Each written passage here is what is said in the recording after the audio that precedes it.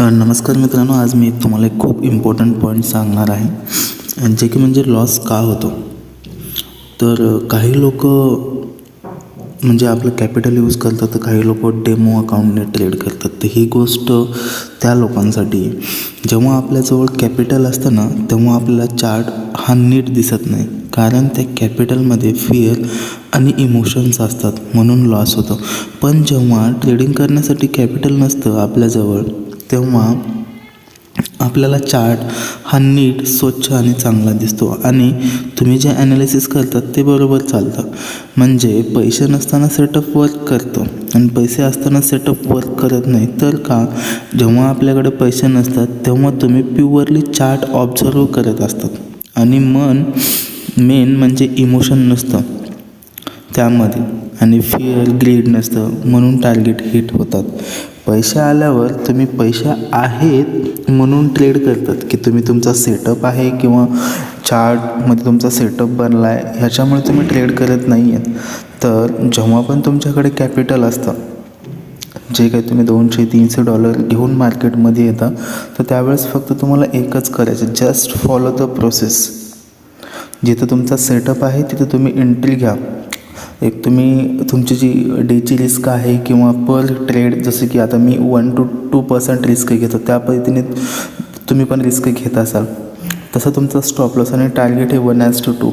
मी 1:2 का म्हणतो आहे, कारण जेणेकरून तुम्ही 1:2ला सध्या फॉलो थ्रू केल्यानंतर पुढे चालून 1:3पर्यंत तुम्ही जाऊ शकता. नंतर पुन्हा तुमच्या पद्धतीने याच्यात स्टॉप लॉससुद्धा तुम्ही ट्रेल करू शकता आणि तुमचं कॅपिटल सेक्युअर करू शकता. मेन गोष्ट आहे मार्केटमध्ये पैसे कमवणे नाही आहे, पहिलं तुमचं भांडवल तुम्हाला तुमच्या कब्जात ठेवलं पाहिजे. मग त्याला सेक्युअर केलं पाहिजे, त्याला प्रोटेक्ट केलं पाहिजे. जर आज तुम्ही ₹20,000 घेऊन मार्केटमध्ये येते आणि ते जर ₹20,000 तुमचे लॉस झाले, तर तुम्ही दुसऱ्या दिवशी ट्रेड नाही करणार. तुम्ही दुसऱ्या दिवशी येचाल, चार्ट बघचाल आणि परत कालच्या झालेल्या चुका आहेत ना, तर तुम्ही स्वतःला सांगता, यार काल मी खूपच ओव्हर ट्रेडिंग केली म्हणून माझा लॉस झाला, ते करायला नको पाहिजे होतं. मी सांगतो, पहिलं तुम्ही पैसे कमवण्याच्या मागे जाऊच नका. का मला 3 ते 4 वर्षाचा अनुभव मी तुम्हाला सांगतो आहे. पहिलं काम करायचं कॅपिटल प्रोटेक्ट करणे. दिवसाचा 1 किंवा 2 मॅक्झिमम ट्रेड घ्यायचे, प्रॉपर SL लावायचं, प्रॉपर टार्गेट लावायचं, काय होतं ते फक्त बघत राहायचं. ट्रेड चालू असताना ट्रेडमध्येच कट नाही करायचं. तुम्हाला व्यवस्थित डिसिप्लिन आणि कन्सिस्टन्सीनं त्या गोष्टी करायच्या आहेत.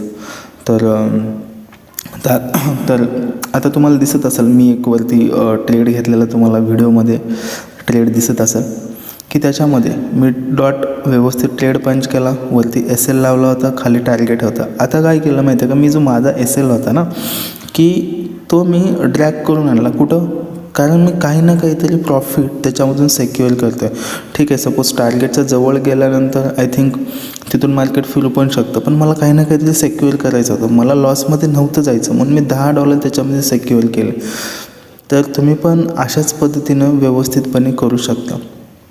तर थोडं लक्ष द्या, का लॉसेस होते, कशामुळे होते, थोडं जनरल लिहायला शिका, नोटबुकमध्ये थोडं लिहायला शिका. कारण बघा, जेव्हा तुम्ही ट्रेड घेता ना, त्यावेळेस एक्झिक्युशन करता, तेव्हा तुमच्या मनामध्ये फिअर आणि ग्रीड येते. अशामुळे तुमचं एक्झिक्युशनवरती परिणाम होतो आणि मग तुम्हाला वाटतं की आपला लॉस होत आहे, एक्झिट घेतो. ह्यापासून जर लांब राहायचं असेल ना, तर रिस्क रिवॉर्ड लावावंच लागेल, एक तर SL नाही तर एक तर टार्गेट. आणि ओव्हर ट्रेडिंग आणि रिव्हेंज ट्रेडिंग का होते माहिती आहे का? कारण आपल्या अंगामध्ये ना एक उतावळापणा असतो पैसे कमवायचा, आणि त्या उतावळेपणामुळे ना आपण ट्रेड घेतो फोमोमध्ये आणि लॉस होतो. स्टॉप लॉस गेला ते ॲक्सेप्ट करा, ह्या गोष्टी इम्पॉर्टंट आहेत. एक छोटा आपला बिझनेस आहे, ह्या पद्धतीने जर तुम्ही मार्केटला ट्रीट करत असाल तर